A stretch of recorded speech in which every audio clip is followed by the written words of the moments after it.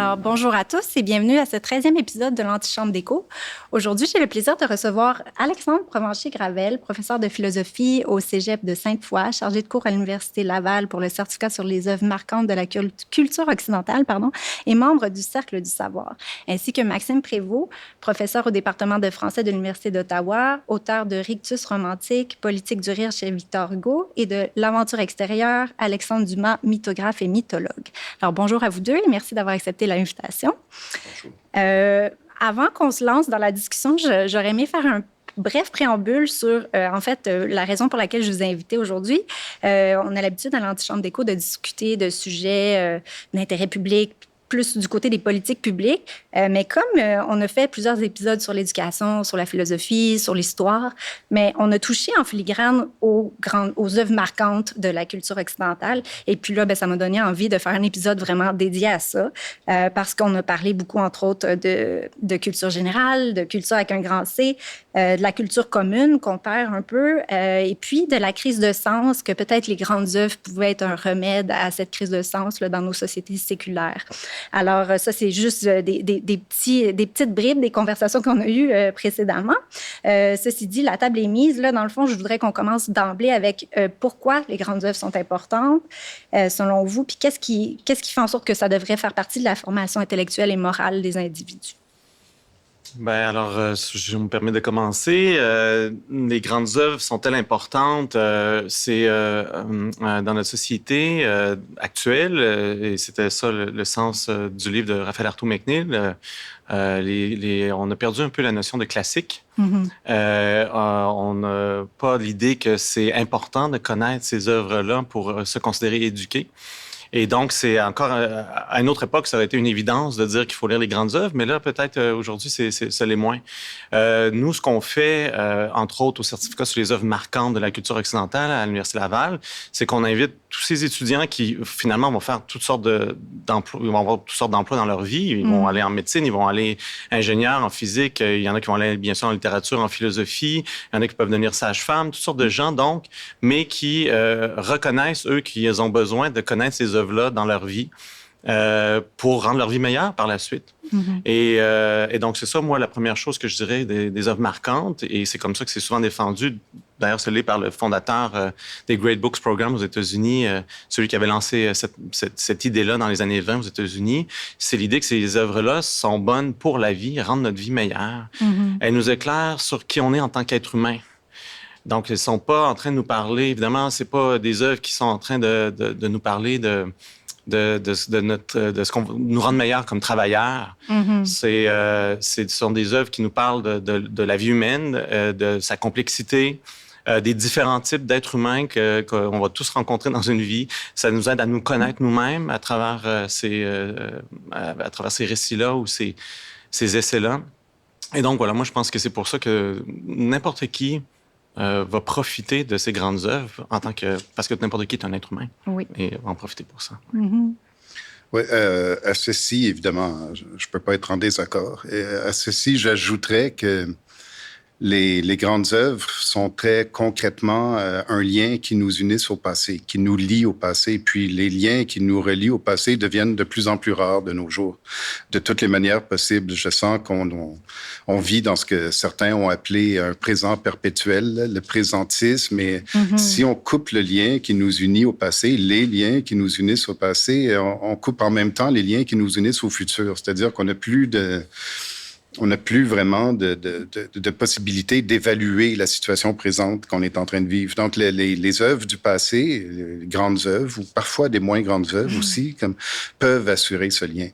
Par rapport, peut-être qu'on aura l'occasion d'en rediscuter plus tard, mais j'ai peut-être une vision un peu extensive de ce que sont les grandes œuvres. Comme je pense que chaque œuvre prétendue grande n'est pas nécessairement grande pour tout le monde. On peut intégrer un peu on peut intégrer un peu de funky dans la notion de grande œuvre, puis ça va encore fonctionner. Je pense que l'important, c'est ce qui nous unit aux œuvres du passé. J'ai transcrit une citation de Rimbaud que j'aime beaucoup dans Une saison en enfer, là, qui est une de mes citations préférées, qui décrit ce que je veux dire ici, mieux que je pourrais le dire.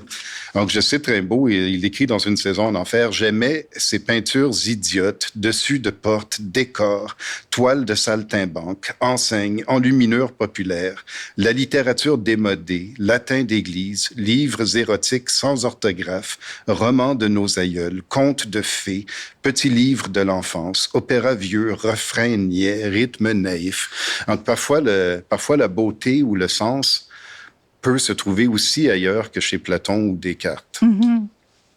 Oh, c'est beau, ça. Moi, si je reviens sur un élément que Maxime a mentionné, là, notre présentisme, ça, c'est un aspect qui me semble aussi important des grandes œuvres. Les grandes œuvres, c'est une tradition. La tradition, une sorte de tradition qui détermine quelles ont été les grandes œuvres. La tradition, ça, évidemment, c'est un lien avec le passé, parce que les gens dans le passé lisaient aussi ces grandes œuvres-là et répondaient à ces grandes œuvres-là. Et les grandes œuvres se créent en dialogue avec d'autres grandes œuvres. Donc, quand on commence à lire les grandes œuvres, on entre en contact avec toute une tradition, tout un univers qui existe comme à part, au-dessus de nous, si vous voulez. Mais ce que je veux souligner, c'est que quand on lit les grandes œuvres, on est en contact. Non seulement on sort du présentisme, mais c'est pas tant pour retourner dans le passé que pour, je vais user un gros mot, mais c'est pour toucher à quelque chose d'éternel. Les grandes œuvres sont grandes notamment parce qu'elles touchent à des questions éternelles. Elles nous parlent de problèmes éternels. Et ça nous fait du bien, ça, particulièrement à nous, à notre époque, qui sommes complètement déconnectés de l'éternel, qui sommes maintenant sans Dieu, qui sommes aussi déconnectés du passé, donc déconnectés de toute tradition. La tradition, l'idée d'une tradition, c'est pas en partant de nous connecter avec le passé, c'est de nous connecter avec ce qui est éternel, avec ce qui est toujours vrai et toujours bon. C'est ça ce que veut être la tradition. C'est la transmission. C'est la transmission non pas du passé, mais de ce qui est toujours bon. Et donc, ça fait du bien. Moi, je trouve, quand je lis ça, moi, je décroche de mon époque. Ça nous fait du bien. Mais en même temps, on voit mieux notre époque quand on revient vers notre époque. Une fois qu'on a sorti la grande œuvre et on revient vers notre époque, on la comprend mieux, on la regarde avec un certain recul. Et à mon avis, on est plus lucide. Ouais, décrocher de notre époque, c'est certainement salutaire. Oui. Aviez-vous quelque chose à ajouter par rapport... On a comme effleuré la notion... Dans le fond, c'est vrai, on n'a pas questionné la définition. Tu sais, ce qui est une grande œuvre, visiblement, c'est peut-être pas... On part peut-être pas tous avec la même définition. Aviez-vous quelque chose à ajouter? Est-ce que pour vous, ça peut être aussi des contes pour enfants, des chansons? Oui, je vais certainement revenir là-dessus parce que je vais développer autour de ça. Mais je dirais que souvent, comme dans les notes que vous avez envoyées, vous demandiez un peu comment les œuvres peuvent créer du lien social ou pallier à une sorte de crise de sens. Mais je dirais que, en fait, il y a plusieurs œuvres qui le font sans que nous en soyons le moindrement conscients. Comme on a quand même une culture commune, qu'on le sache ou non, qui passe pas nécessairement par les grands philosophes ou les grands textes classiques, mais qui peuvent justement passer par les contes de fées, par exemple, par ce que j'appelle des mythologies de la modernité, donc des personnages qui sont issus d'œuvres qui, même si elles ne sont pas lues de tous, ont donné lieu à des personnages qui sont connus de tous, comme Sherlock Holmes ou Dracula, par exemple. Donc, je dirais qu'il y a quand même un certain lien imaginaire, social, là, qui existe à travers un certain nombre d'œuvres, qu'on les ait lues ou non, qu'on les connaisse ou non. Et ça, c'est quelque chose qui peut créer du lien social. Oui, c'est vrai. Oui, moi, c'est aussi une autre raison pour lire les grandes œuvres aussi, c'est quand on commence à les lire, on se rend compte que ces grandes œuvres-là nous ont formés, pas directement nous personnellement, mais notre culture, puis étant donné qu'on est des êtres de culture, on est formés par ces œuvres-là. Donc, commencer à lire les grandes œuvres, c'est commencer à se rendre compte que des idées que j'ai en moi, ou des images que j'ai en moi, ou des archétypes que je connais très bien, comme le vampire, proviennent de ces grandes œuvres-là. Et moi, je me rappelle justement d'avoir lu Bram Stoker au secondaire, en étant étonné que ça tout venait de pratiquement de cette histoire-là, les vampires. C'est mon meilleur souvenir de lecture à vie. Quand j'avais 16 ans puis que j'ai lu Dracula, ça y est, j'étais parti. Là.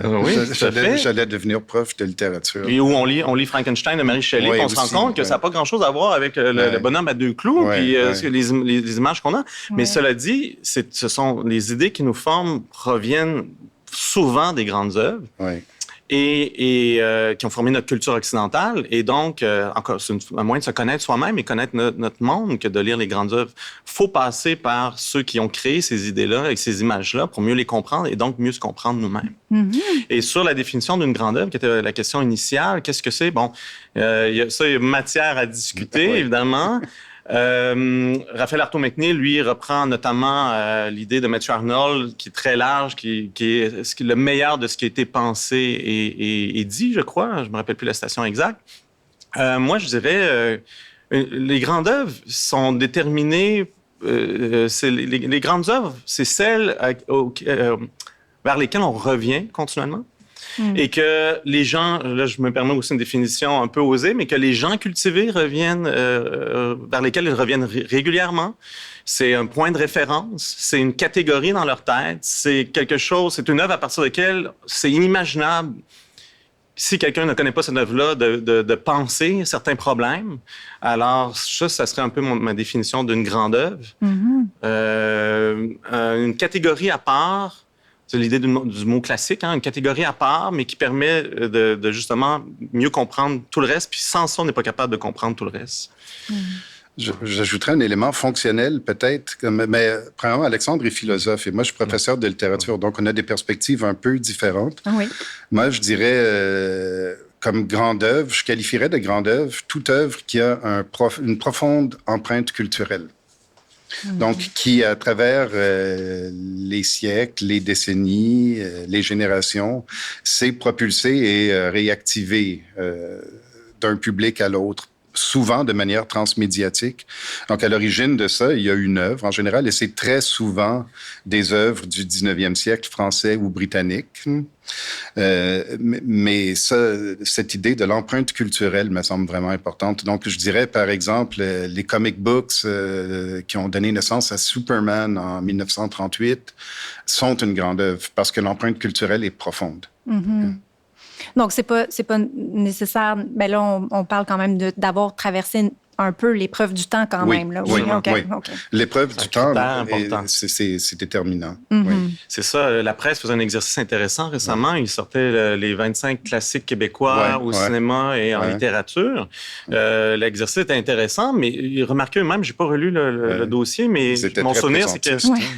mais le remarquaient eux-mêmes. Je pense que pour la littérature, il y avait Nelly Arcan, Putain, et après, la plupart des œuvres étaient dans les 5 dernières années. Il faut faire attention à ça, là. C'est-à-dire, faut faire attention à l'œuvre dont tout le monde parle pendant 1 an ou 2 ans, mais qui va être oubliée par la suite parce que finalement, elle n'aura pas trouvé ses lecteurs qui, comme je le disais, veulent y retourner, ils reviennent sans qu'ils ont le besoin de retourner à cette œuvre-là pour comprendre des choses, puis ils ont besoin d'être en dialogue avec cette œuvre-là continuellement, puis c'est ça qui va faire qu'une œuvre va durer dans le temps, à mon avis, et là, va passer au stade de classique. Fait que je suis d'accord qu'il y a une empreinte culturelle, mais il y a aussi le retour individuel des lecteurs, dans le cas des livres, vers ces œuvres-là. Il y a plein d'œuvres, encore une fois, là, dans 5-10 ans, plus personne n'en parlera, qu'on peut en nommer dans celles des années 70, 80, 90, qui ont marqué à l'époque, mais qui finalement ne sont pas devenus des classiques. Il y a quasiment juste ça. En fait, une œuvre marquante va créer du lien transgénérationnel. Quand j'étais enfant, je lisais les Tintins, mon père les connaissait, mon grand-père les connaissait, maintenant mon fils les connaît. Quand c'est 4 générations qui se réunissent autour d'un objet précis, ben, une œuvre marquante va faire ça. C'est tout à fait juste. On a le goût de la transmettre. Là. Quand c'est une œuvre marquante, on va vouloir la transmettre de génération en génération. On veut que ses enfants aient vu tel film ou aient lu tel livre parce que ça nous a marqué, puis ça a marqué d'autres personnes. Puis on sait que quand on a vu ça, c'est une autre raison, à mon avis, pourquoi il faut lire les œuvres marquantes aussi. C'est une question de culture commune, c'est-à-dire que ça nous permet de parler ensemble de choses communes. On n'a pas... des gens qui se connaissent pas, comme on vient de se rencontrer, mais ce qu'on peut avoir en commun, c'est d'avoir lu les mêmes œuvres, et donc tout de suite, ça crée un lien entre des individus puis entre des générations aussi. Oui. Est-ce qu'il n'y a pas un peu le facteur aussi, là, j'entends certaines œuvres qui ont été reprises, par exemple, de façon transversale par une autre forme d'art, c'est-à-dire passer du livre au film ou à des séries. Est-ce que ça aussi, ça pourrait être quelque chose qui nous piste pour repérer des grandes œuvres? Ben, selon moi, oui, je vais répondre en littéraire. C'est là-dessus que je construis mes objets de recherche. Là, vous avez mentionné, par exemple, Alexandre Dumas, mythographe et mythologue. Je pense que les grands écrivains de ma période, le 19e siècle, là, ont été des mythographes. Okay? C'est-à-dire qu'ils ont créé des œuvres sur lesquelles ils ont complètement perdu le contrôle, qui les ont transcendés. Ils ont créé des personnages qui sont mis à peupler l'imaginaire collectif. On a un panthéon laïque constitué de personnages comme Dracula, Sherlock Holmes, Frankenstein, les Trois Mousquetaires, le Quasimodo, Esmeralda, Jules Verne est un auteur aussi de mythographie. Le fantôme de l'opéra, je pourrais en nommer plusieurs. C'est rare qu'on s'écarte du 19e siècle français ou britannique quand on aime un personnage comme ça. C'est peut-être Pinocchio dans le contexte italien du 19e siècle, mais il n'y en a pas beaucoup d'autres. Mais enfin, donc, oui, cette idée qu'ils ont une existence transmédiatique qui transcende les volontés de leur créateur, qui transcende l'œuvre d'origine, oui, ça me semble un bon indice. Puis là, évidemment, le grand plaisir pour des gens comme nous, ça va être de retourner à l'œuvre d'origine, puis de la confronter à son devenir. Mais c'est aussi un grand plaisir de voir comment on adapte les œuvres d'époque en époque avec plus ou moins de succès pour essayer de faire en sorte qu'elles répondent à des attentes et des questionnements qui sont différents. Donc, une œuvre est stratifiée à travers le temps selon ses différents, ce que j'appelle ces différents vecteurs mémoriels. Souvent des adaptations par le cinéma, la bande dessinée ou téléséries parfois. Ouais. J'ajouterais juste que on a souvent l'expérience, si on a lu un livre qui est ensuite transposé au cinéma, d'être déçu par le film quand on a vu le livre. Ouais. L'inverse aussi est possible, par contre, que des films se soient appuyés sur des livres, mais que le film est bien meilleur que le livre. Ça arrive aussi. Alors, c'est là que je sais pas, en tout cas, je dirais pas que c'est simplement la marque d'une grande œuvre, si elle est transposée dans d'autres médias. Parce que il y a des réalisateurs, par exemple, qui vont prendre un livre assez ordinaire, mais avec leur génie, vont en faire quelque chose de grand comme film. Oui, tout à fait. C'est là, juste pour revenir sur peut-être un peu plus sur l'éducation, dans le fond, est-ce que pour vous, ce serait crucial qu'on fasse une place aux grandes œuvres dans le cursus scolaire, c'est-à-dire par le biais de listes de lecture obligatoires? Je sais que l'idée avait été lancée, mais c'était plus, entre autres, sur des œuvres vraiment québécoises. Est-ce que vous voyez d'un bon œil d'y aller juste pour des œuvres québécoises ou d'élargir, d'aller plus justement avec les œuvres anglaises, françaises? Ou au contraire, vous êtes d'accord avec ce qui est en vigueur, qui est plus comme, je vais y aller avec un gros mot, mais la tyrannie du choix, puis oui, on laisse l'élève se guider lui-même dans ses apprentissages, puis au diable s'il n'a pas envie d'aller vers des choses qui sont édifiantes. Bref, j'aimerais vous entendre sur ça. Ah ben moi, je suis très en faveur d'un cursus scolaire qui intégrait les œuvres marquantes, pour toutes les raisons qu'on vient de donner sur l'importance de connaître les œuvres marquantes. Quand, justement, je crois que l'année dernière, c'était revenu là, en débat parce que la commission de la relève de la CAQ, je pense que c'est la commission jeunesse, la CAQ, avait proposé justement qu'on intègre au cursus du secondaire, je crois, peut-être même primaire, là, mais qu'il y ait des œuvres québécoises qu'on devrait être enseignées à la grandeur du Québec.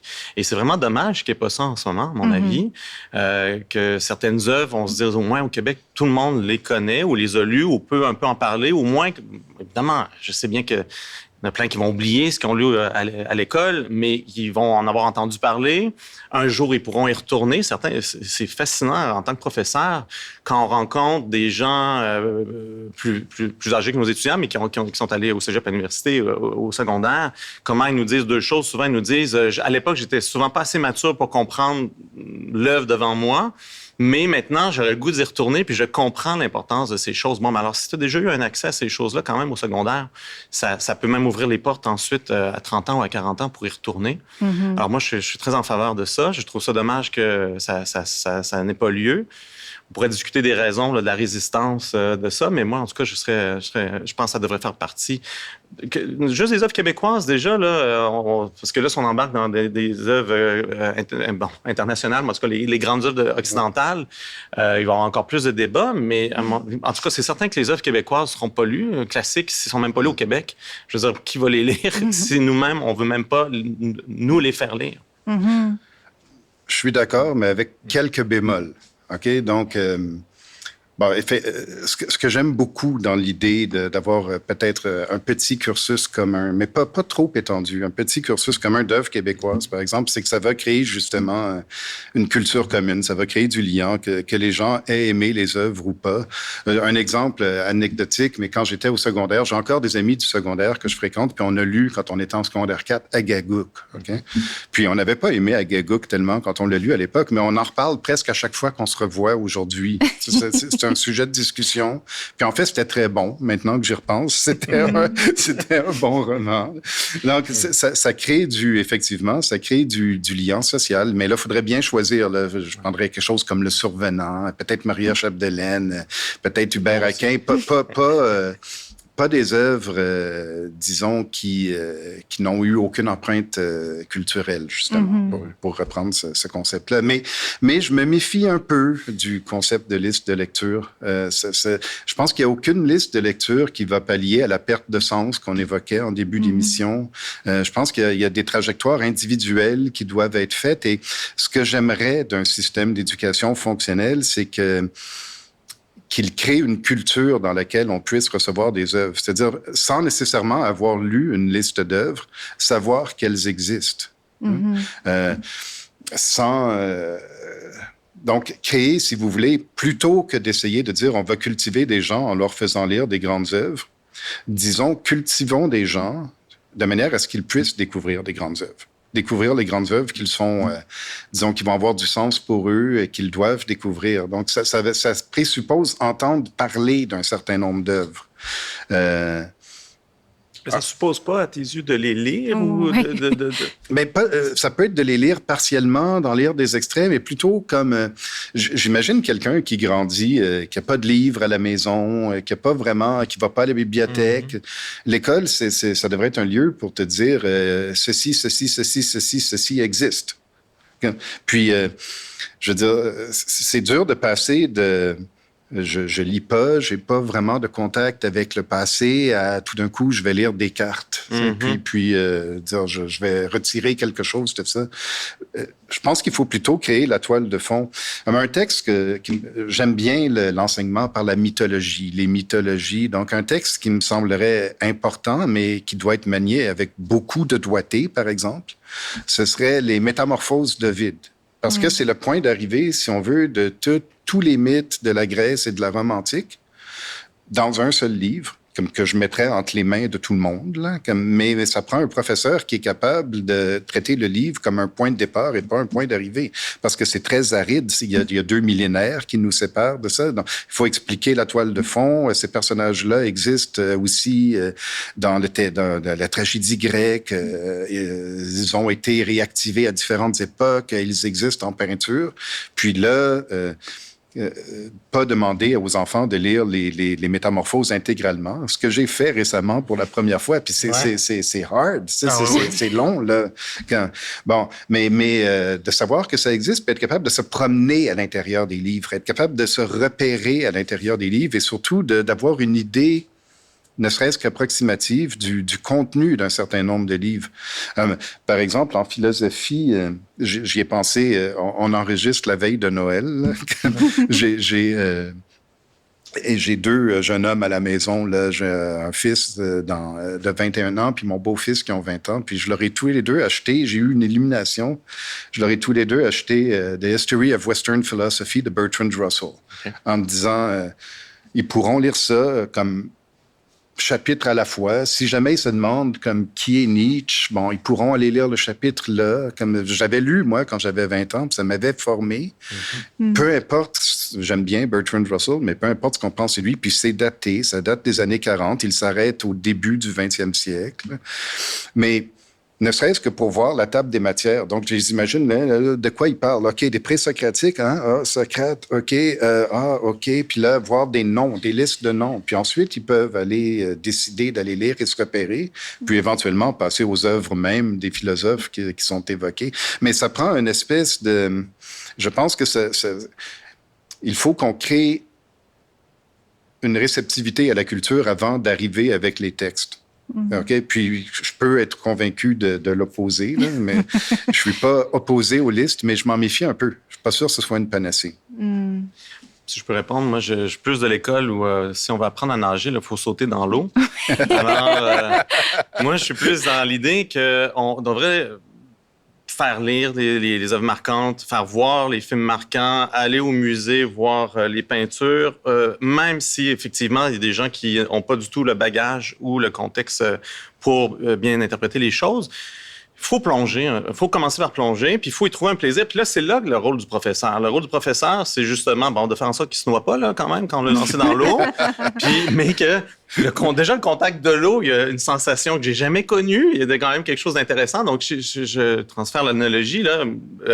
Moi, je pense que les métamorphoses, peut-être, c'est difficile, mais moi, je fais lire Platon. Cette session, je vais parler d'un exemple très concret. Moi, j'ai fait lire 3 œuvres de Platon, cette session-ci à tous mes étudiants. Puis, dans la perspective d'essayer de les rendre capables de lire de manière autonome Platon.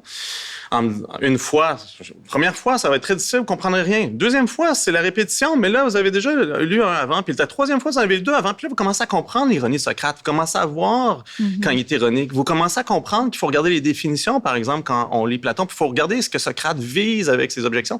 Bref, je suis en train de leur montrer comment lire. Et là, je faisais comme exercice de leur demander dans les rangs tout seul, un 4e, que je leur expliquais pas du tout. Puis ensuite, je les testais là-dessus, puis j'étais assez content du résultat. Évidemment, le but n'est pas de créer des spécialistes ou des platoniciens érudits. Le but, c'est de les rendre autonomes, capables de lire et de penser par eux-mêmes. Et pour ça, il me semble, il faut les faire lire. Mais là, tu parles de l'enseignement collégial, tandis que dans la réponse dans laquelle je m'étais lancé avant, je pensais plus au primaire puis au secondaire. Mais même le primaire et le secondaire, moi, je repensais à une expérience en vue de notre rencontre. Souvent, ce que je me rappelle du primaire, c'est les œuvres marquantes. Je me rappelle que mon professeur de 6e année, je crois, nous avait fait lire Le Dormeur du Val de Rimbaud. Wow. Et mais j'avais été intrigué. D'abord, j'avais jamais lu quelque chose d'équivalent. J'avais trouvé ça beau. Je n'étais pas capable d'expliquer pourquoi c'était beau. Je n'étais pas capable d'expliquer la métrique qui était en jeu. Mais j'étais intrigué par la fin, ce qui dort. Puis quand notre professeur nous avait révélé qu'il dormait pas, c'était un choc. Alors, c'est ça, c'est des choses, c'est des petites œuvres comme ça que je me rappelle. Je me rappellerai pas des manuels qu'on a vus. Je me rappellerai pas d'extraits, de passages qu'on a vus. En tout cas, c'était une œuvre pour moi qui m'avait marqué. Il y en a eu d'autres comme ça. Donc, moi, je pense que c'est possible. Avec, évidemment, pas peut-être les métamorphoses Ovide, mais Alphonse Daudet, qu'est-ce que tu dirais? Ou pour les classiques, Gabriel Leroy a écrit quelques classiques pour enfants aussi, littérature jeunesse. Il y en a des classiques en littérature jeunesse au primaire? La mythologie, déjà, je pense qu'on peut s'initier à la mythologie grecque, romaine. Oui, moi, j'irais beaucoup du côté du conte de fées, là, conte de fées. Primaire, secondaire, donc commencer Perrault, c'est peut-être finalement le texte le plus paradoxalement méconnu de la langue française parce que c'est le plus connu en même temps. Mais c'est la langue de la fin du 17e siècle. Donc, c'est tout à fait mais lisible néanmoins. Donc, il y a beaucoup d'aspects intéressants à Perrault à différents âges. Mais Perrault, les frères Grimm, certainement. J'ajouterais peut-être Anderson aussi. Puis là, je pense que ce qui est important, c'est que les jeunes, que ce soit des enfants ou des adolescents, finissent par arriver au texte intégral, au texte lui-même, parce qu'on les connaît déjà d'avance dans des versions qu'on a pour enfants, des livres pour enfants simplifiés qu'on a vus. On est conscient de leur existence, mais il faut arriver à l'œuvre même. Je sais pas, est-ce que tu as lu Bruno Bettelheim, The Uses of Enchantment, le psychanalyse du conte de fées en français, très mal traduit, le titre est mal traduit, The Uses of Enchantment. Bettelheim, c'était dans les années 60-70 à Chicago, c'était un spécialiste de la littératie, puis en fait, il s'occupait des cas lourds d'enfants qui étaient incapables, qui étaient présumés incapables d'apprendre à lire. Puis, il les amenait à la littératie par les contes de fées. Il disait, si tu introduis les enfants réputés incapables de lire à des contes de fées, ils finissent tous par apprendre à lire, puis ça va se passer au moment où ils vont repérer le ou les 2 contes qui les intéresse vraiment. Puis il disait, la violence qu'on trouve dans les versions d'origine, Perrault, Grimm, est très formatrice. Là. C'est très important d'être confronté à de l'effrayant, du symbolique monstrueux. Et puis là, les enfants vont eux-mêmes nous montrer en disant, celle-là, je veux le relire. Papa, lis-moi encore cette histoire-là. C'est parce qu'ils ont repéré quelque chose qui doivent traverser. Puis là, Bettelheim disait, non, je te le lis pas, là, comme c'est toi qui vas le lire. Puis là, les enfants apprenaient à lire. Hein. Donc, je pense qu'il y a quelque chose là. Puis ça c'est une culture à laquelle on peut revenir à tous les âges de la vie, puis on va le voir différemment. Donc, moi, je crois beaucoup à l'enseignement par le conte de fées. Pour le primaire. Absolument. Je veux dire, mais ça serait déjà juste lire Bilbo le Hobbit. Par exemple, moi, j'ai lu Bilbo le Hobbit.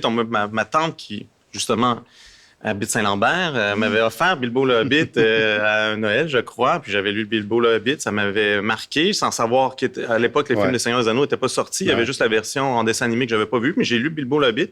Ça m'a intrigué. Ça m'a donné le goût de lire le reste. Et puis j'étais jeune, là. J'étais en secondaire 1, peut-être secondaire 2. Je pense qu'il y a beaucoup. Puis c'est une œuvre marquante, puis c'est une œuvre que c'est important de connaître pour notre culture, pour l'auteur. Il y a toutes sortes, quand on devient plus vieux, puis on commence à être cultivé, on comprend qu'il y a toutes sortes d'idées aussi dans le Seigneur des Anneaux. Là, Tolkien n'a pas écrit ça juste en disant « je vais faire un conte de cap et d'épée ». Il y a même une langue. Là. Oui, c'est ça. Alors, c'est ça. Donc, je pense que c'est possible aussi.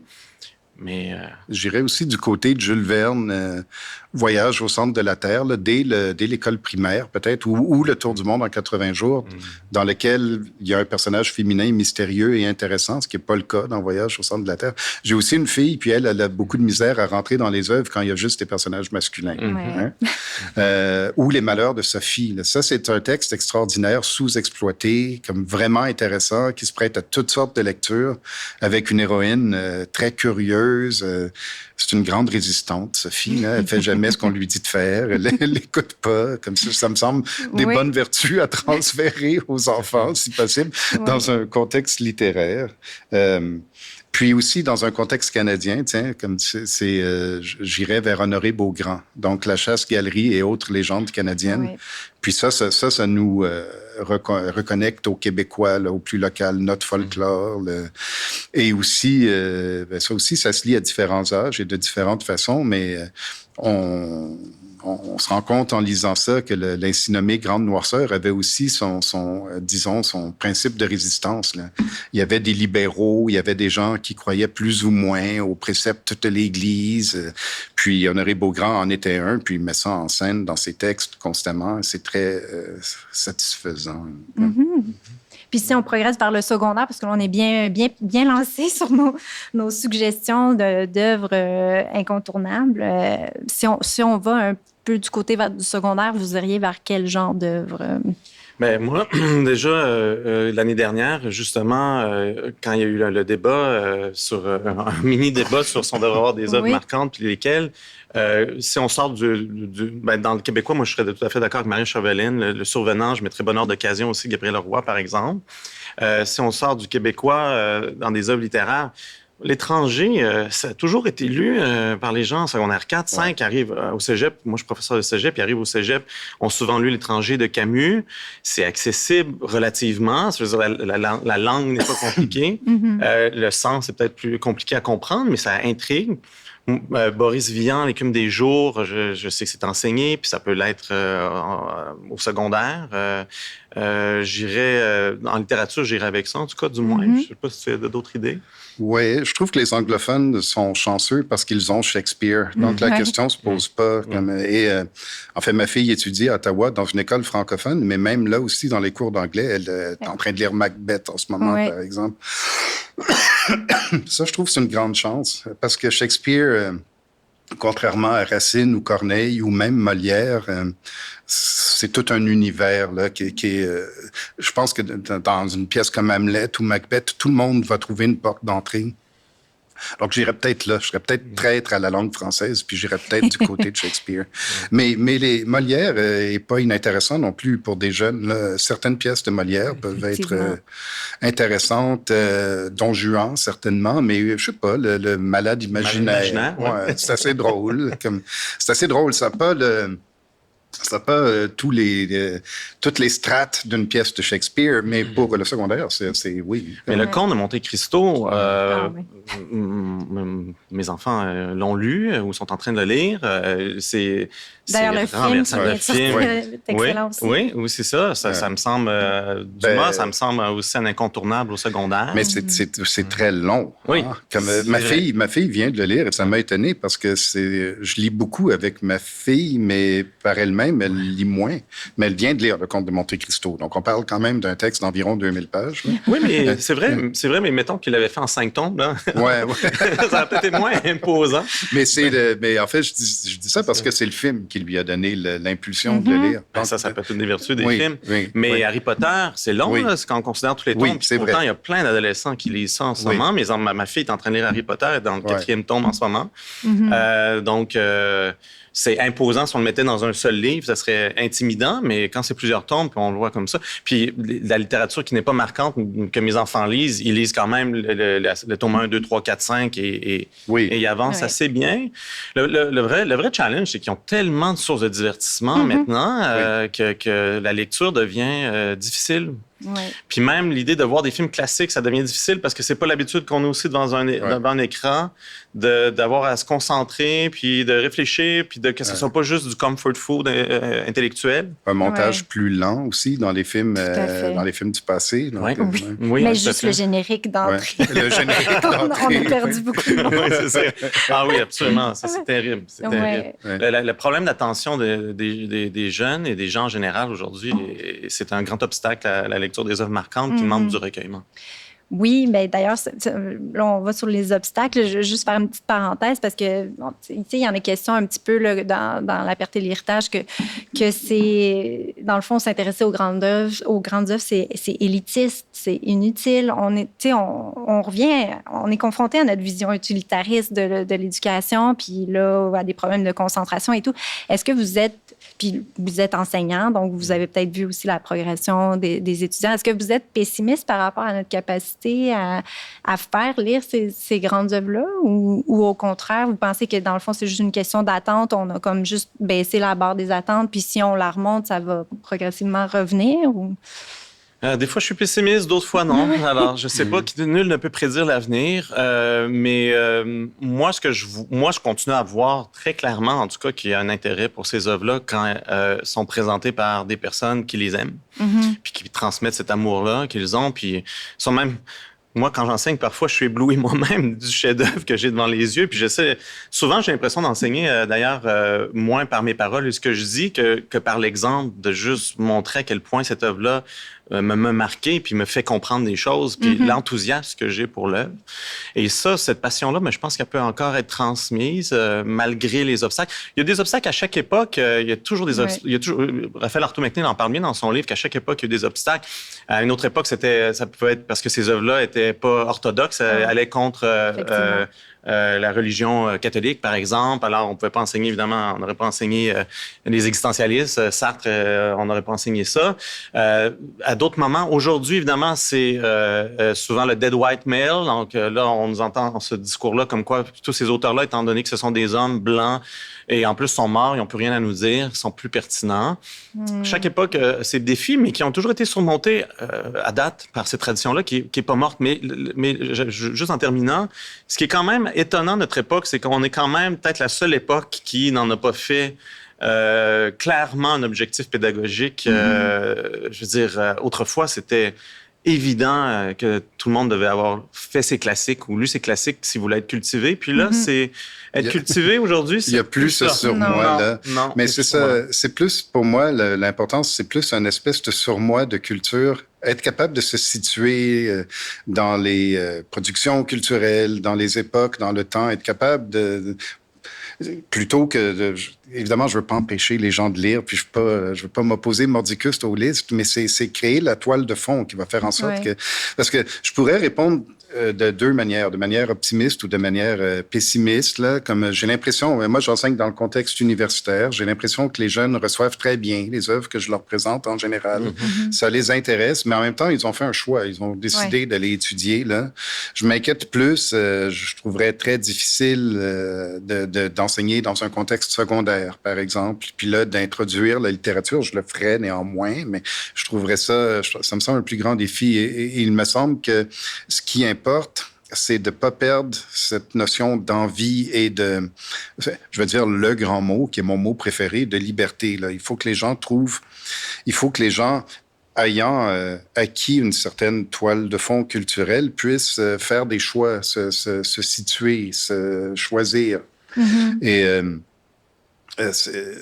donc, par exemple, les jeunes que j'ai à la maison lisent très peu, mais ils sont conscients qu'un certain nombre de choses existent. Okay? Et c'est ça qui me semble la clé. On fait confiance qu'ils vont y aller éventuellement. Oui, ils trouveront d'autres voies. Parce que finalement, je pense qu'il y a moyen de devenir un être humain excellent sans avoir lu les grands textes aussi. Mais là, Alexandre va discuter. En tout cas, moi, je comprends l'idée de la liberté. Je pense que la liberté, par contre, pleinement assumée et bien comprise, c'est celle d'un adulte. Pour les plus jeunes, eux, je crois qu'on doit leur donner un canon, puis leur faire leur gamme, en quelque sorte. Bref... Les classiques, c'est l'idée aussi, c'est une classe d'œuvres que tu dois connaître.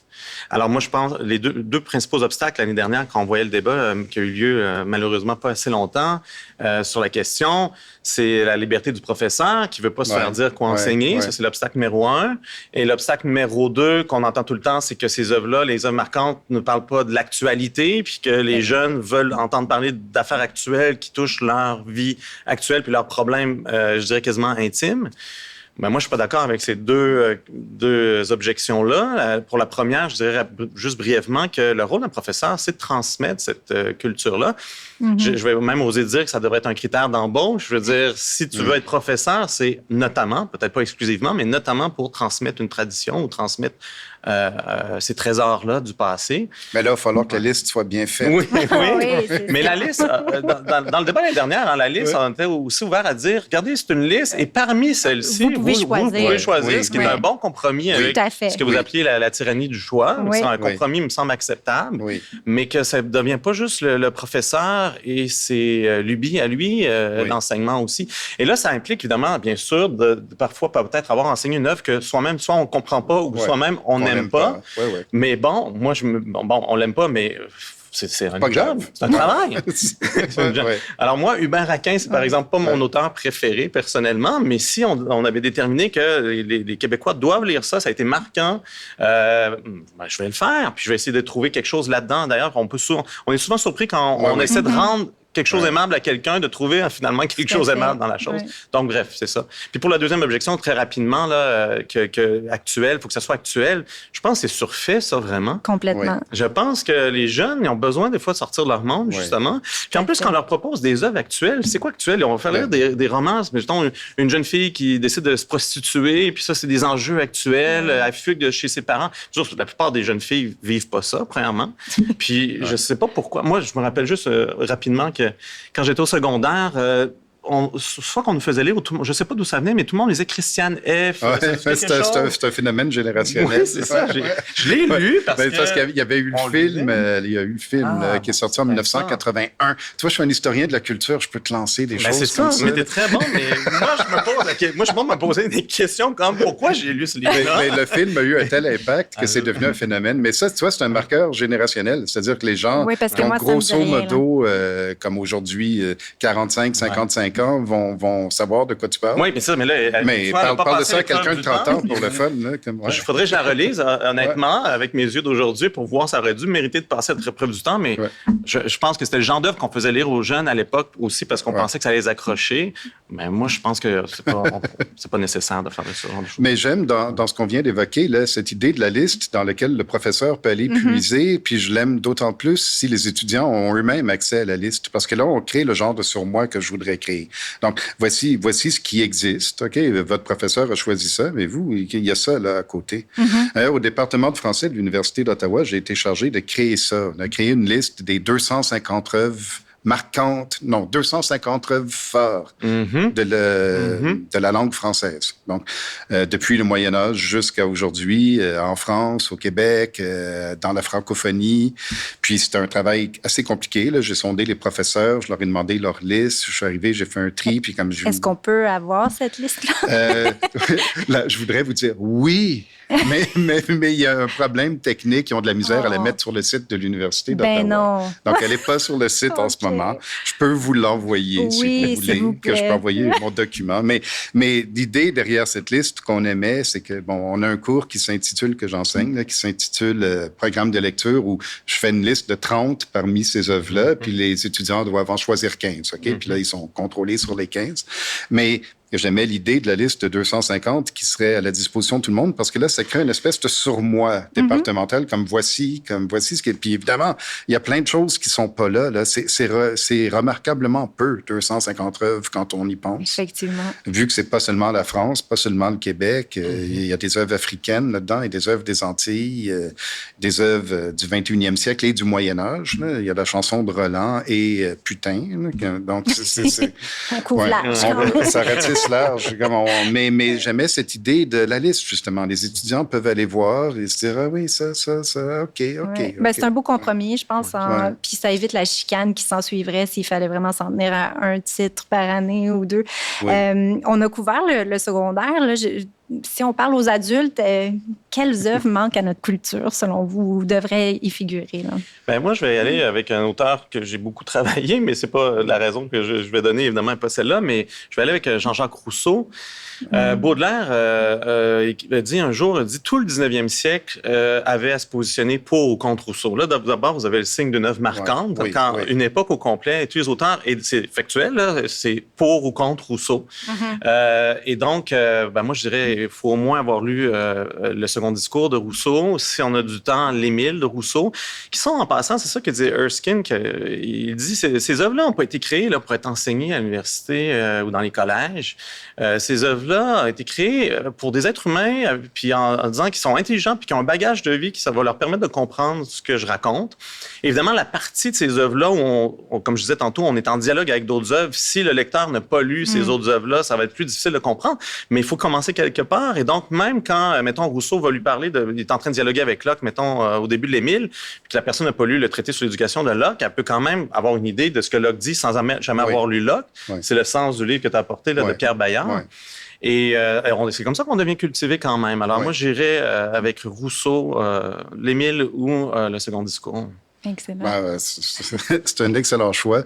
Moi, je pourrais répondre de différentes manières, mais commençons par la philosophie. En fait, je pense que mon idéal, ce serait que les gens soient assez bien formés pour pouvoir trouver eux-mêmes les œuvres dont ils ont besoin. OK? Donc, c'est un peu mon idéal. Je ne sais pas si on peut y parvenir. Là, dans mon cas à moi, et je suis pas nécessairement représentatif de l'ensemble de l'humaine condition, mais à différents moments de ma vie, 3 textes philosophiques qui m'ont vraiment allumé. C'est Platon quand j'étais jeune au cégep. Les dialogues platoniciens, ça m'a vraiment marqué. Puis ils sont assez faciles d'accès, je dirais. C'est important quand même. Oui. On commencera pas avec la phénoménologie de l'esprit. C'est ça. Puis on comprend le processus de Socrate, là. Puis on développe un sain scepticisme, je dirais. Quand j'étais adulte, dans la trentaine, Guy Debord a été important pour moi. La société du spectacle, commentaire sur la société du spectacle. Et je trouvais qu'il y avait là beaucoup d'éléments pour créer une espèce d'autodéfense intellectuelle par rapport à tout ce qui nous était bombardé. Et ça tient encore en grande partie aujourd'hui. Puis enfin, dans les dernières années, je l'avais jamais lu avant, John Stuart Mill, On Liberty, là, de la liberté. On a vécu de ces dernières années un véritable assaut sur la liberté de parole, la liberté universitaire, et pour moi, ça a été une lecture extrêmement salutaire, extrêmement réconfortante. Là, et ça me semble une lecture urgente aujourd'hui. Make John Stuart Mill great again. Je veux la casquette. Puis en littérature, est-ce qu'il y avait d'autres choses? En littérature, ce que je dirais, mais ça, c'est mon rapport à la littérature, mais pour les gens qui sont plus à l'université, là, les gens comme demandez-vous un peu comme Bettelheim demandait aux enfants quels sont les contes de fées ou les personnages qui vous intéressaient. Je demanderais aux adultes quels sont les personnages de notre panthéon laïque qui vous intéressent. Est-ce que spontanément vous êtes attiré par Sherlock Holmes? Mais si oui, plongez, allez-y. Est-ce que vous êtes attiré par les Trois Mousquetaires? Bien, allez-y. Il y a tout le cycle des Mousquetaires. J'étais allé en parler chez Alexandre, justement. Est-ce que c'est Dracula qui vous intéresse? Bien, plongez. Puis plongez en commençant par l'œuvre d'origine, puis là, si vous voulez, comme remonter tous les avatars qui en existent. Donc, ce serait ça, moi, que je dirais. C'est pas nécessairement...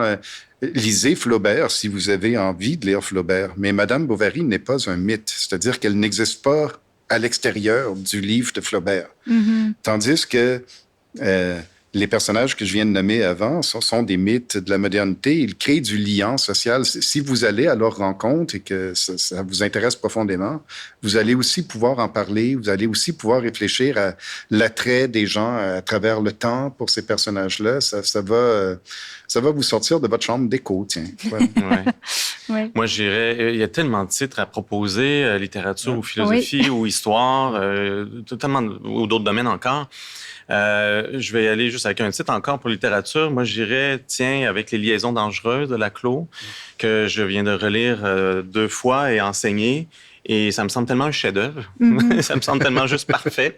Tu sais, un chef-d'œuvre, c'est l'idée où on n'enlèverait rien, on ne pourrait rien ajouter. Hein. Tout ce qui est là doit être là. Tout est à sa place. Eh bien, c'est ça, ce roman-là, du point de vue de la forme, à mon avis. Puis du point de vue du contenu, du point de vue de ce que ça raconte, c'est une histoire de séduction. Ça peut intéresser autant des jeunes de 15 ans que des personnes de 40 ans. C'est une histoire de trahison, c'est une histoire de calcul machiavélique extraordinaire de la part du vicomte de Valmont puis de la marquise de Merteuil. Ta fille va trouver un personnage féminin fort dans ce roman-là. C'est Lélie, elle aimerait ça, je pense aussi. Oui, c'est vrai. Alors, mais en même temps, bon, c'est un roman sulfureux. C'est pas nécessairement un roman. C'est discutable à quel point c'est un roman moral. Mais à notre époque, la moralité a changé de lieu par rapport au moment où écrivait Laclos. Enfin, pour moi, ce serait mon choix. Ben, c'est certainement un choix intéressant. Hein? Effectivement, puis je pense que ce serait le genre de livre qu'on pourrait peut-être faire lire au cégep, non? Justement, parce que ça va intéresser les Moi, étudiants. j'ai lu au cégep la première fois dans des groupes de lecture, hein, parce qu'entre autres, les grandes œuvres, c'est aussi de la discussion. Nous, ça a toujours été lié ensemble. Raphaël Arthaud McNeil en parle. Ça a toujours été lié. Là. Lire des grandes œuvres, c'est lire aussi avec des amis ensemble et en parler ensemble. Alors, moi, j'ai fait un groupe de lecture sur les liaisons dangereuses quand j'étais au cégep. J'avais une étudiante cette session-ci qui m'a encore proposé est-ce qu'on lit les liaisons dangereuses? Ça lui est venu là, d'elle-même. C'est parfait pour le cégep, ça, c'est top. Je vois que le temps a filé. Est-ce que vous avez... Ben là, dans le fond, on n'avait pas abordé... On en a parlé beaucoup de la perte et l'héritage, mais si vous avez un mot de la fin, que ce soit sur le livre de Raphaël Arthaud McNeil ou sur la place des classiques de façon plus large dans la société, la parole est à vous pour la conclusion. Je recommande aux auditeurs aussi de lire le livre de Raphaël Arthaud McNeil.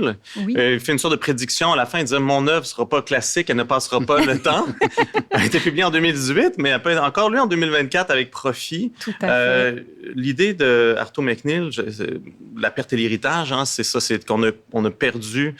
il y a une critique très forte des baby boomers au début du livre où il dit que les baby boomers n'ont pas voulu transmettre un héritage, ont voulu justement laisser leurs enfants libres le plus possible. Les libres enfants de Summerhill, ma mère me raconte tout le temps que c'était un des livres les plus marquants dans les années 70 en pédagogie, donc c'était de laisser les enfants libres se guider eux-mêmes, s'éduquer eux-mêmes. Et donc, il critique beaucoup ça. Et l'idée, c'est ça, il essaie de dire on a besoin finalement recevoir un héritage de nos parents et d'en transmettre un aussi, que c'est notre rôle en tant que parents de faire ça et en tant qu'éducateurs, parce que les parents sont des éducateurs, sont des professeurs en quelque sorte. Oui, on l'oublie parfois. Oui, alors c'est ça. Donc, ça vaut la peine de lire pour ça, ce livre-là. Bon, c'est un excellent livre et j'aurais beaucoup de belles choses à en dire aussi. Il écrit très bien, c'est très vivant. Peut-être un bémol, parce qu'on n'est pas dans une chambre d'écho. Je trouve qu'il y a quand même ce que j'appellerais une sacralisation de la liste et de la grande œuvre. C'est-à-dire qu'il est assez convaincu que les grandes œuvres quiconque s'y lance va en sortir transformé ou y trouver quelque chose. Et là, je quand même, comme je l'ai dit plusieurs fois, je suis un peu adepte d'un parcours à la carte. C'est-à-dire que c'est pas, on n'est pas tous des lecteurs olympiques. Victor Hugo disait au livre Colosse, il faut des lecteurs athlètes.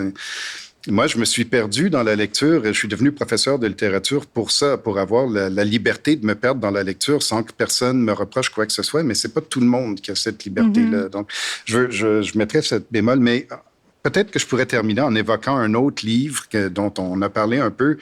Et ça semble une farce, mais c'est pas une farce. C'est le livre de Pierre Bayard qui s'intitule « Comment parler des livres que l'on n'a pas lus ». Okay? Et l'idée très sérieuse qu'il développe là-dedans, c'est celle que j'ai essayé de présenter à différents moments aujourd'hui. C'est cette idée que la culture, c'est pas nécessairement d'avoir tout lu, c'est de comprendre le positionnement des œuvres qu'on n'a pas lues dans l'histoire de la culture. De comprendre et d'être capable de se repérer dans un livre. Hein? Donc, être capable de se repérer rapidement, efficacement. Donc, la culture, écrit-il, et la capacité à situer les livres dans la bibliothèque collective et à se situer à l'intérieur de chaque livre. À se situer à l'intérieur de chaque livre, pas forcément en le lisant intégralement, comme j'évoquais pour les Métamorphoses d'Ovide, par exemple. Donc, si on a cette espèce de rapport à la culture, je pense que, mais c'est plus simple à dire qu'à faire. Ok, il faut que ce soit ça, il faut que ce soit transmis par le système d'éducation. Ça se développe pas spontanément. Mais à partir de ce moment-là, je crois qu'on a peut-être acquis la liberté qui va nous permettre de découvrir les œuvres dont on a besoin.